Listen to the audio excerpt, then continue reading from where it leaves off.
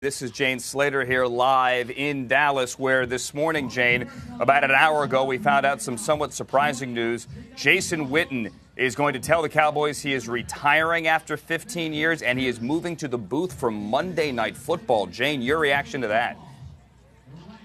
Talk about a 1-2 punch for the football fans in Dallas. First Dez, now this. I'll tell you, I was shocked, Andrew, and I'll tell you that because there was a report about this that came out during the offseason.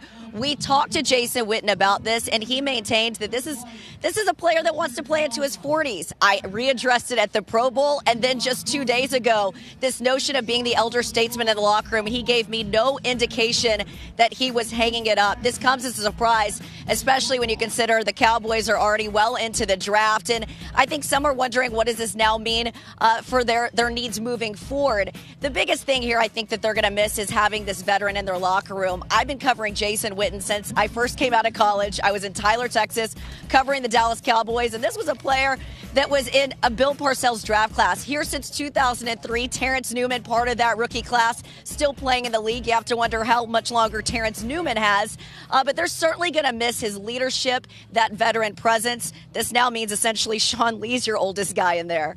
Wow. Yeah.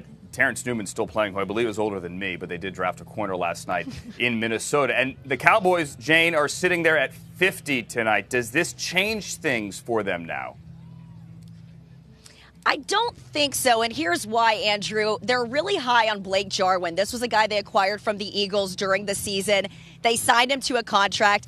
Beneath him, they've got Jeff Swaim, the kid out of Texas. Now, James Hanna retired in this offseason, so they might look for depth later in the round. But we were pointing out that they've got 9 picks left, 3 of those compensatory picks. But I still think they're going to look for some offensive line help and possibly a wide receiver as we look through the second, third, and fourth rounds. But sure, I think they could look for a tight end to give them some depth.